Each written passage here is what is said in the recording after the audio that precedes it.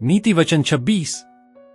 जैसे गर्मी के मौसम में बर्फ या फसल के समय में बारिश का कोई स्थान नहीं होता, वैसे ही मूर्ख को सम्मान देना उचित नहीं है।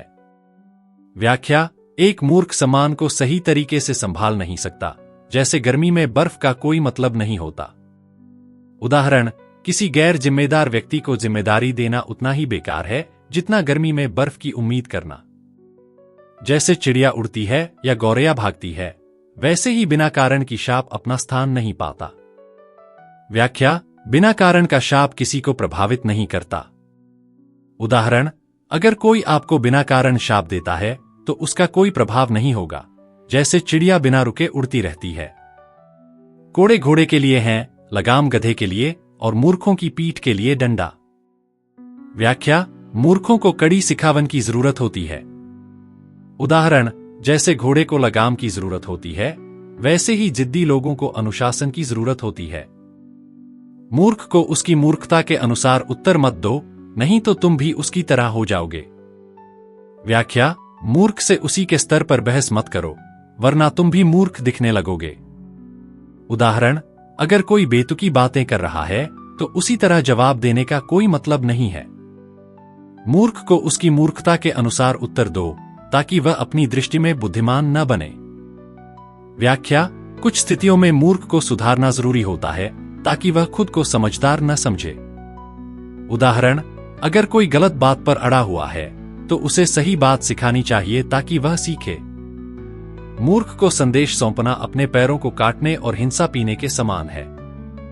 व्याख्या: किसी मूर्ख व्यक्ति को महत्वपूर्ण काम सौंपना परेशानी खड़ी करेगा। उदाहरण: जैसे किसी गैर जिम्मेदार व्यक्ति को कोई जरूरी पैकेज सौंपना सिरदर्द मोल लेना है। नीति वचन 27। कल के बारे में घमंड मत कर, क्योंकि तुम नहीं जानते कि वह क्या लाएगा। व्याख्या: कल क्या होगा, इसके बारे में घमंड मत करो, क्योंकि भविष्य अनिश्चित है। उदाहरण: योजना बनाओ, लेकिन घमंड मत करो, क्योंकि कोई भी अनपेक्षित घटना घट सकती है। दूसरों को तुम्हारी प्रशंसा करने दो, न कि तुम्हें खुद को, अजनबी को, न कि तुम्हारे अपने होठों को। व्याख्या: अपने गुणों की प्रशंसा दूसरों से सुनो, खुद से नहीं। उदाहरण: यह बेहतर है कि कोई और तुम्हारी तारीफ करे, बजाय इसके कि तुम खुद की तारीफ करो। पत्थर भारी होता है और रेत भी, लेकिन मूर्ख का क्रोध दोनों से भारी होता है।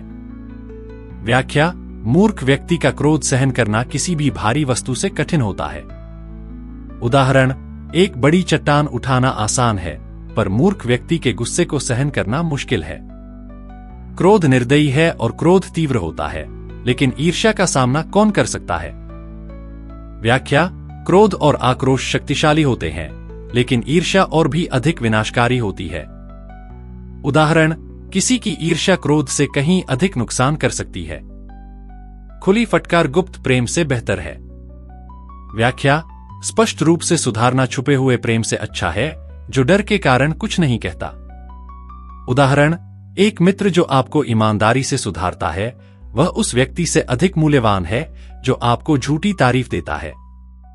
जो तुम्हें प्रेम करता है, उसके द्वारा दी गई चोटें विश्वसनीय हैं, लेकिन जो तुमसे द्वेष करता है, उसके चुंबन धोखे भरे होते हैं।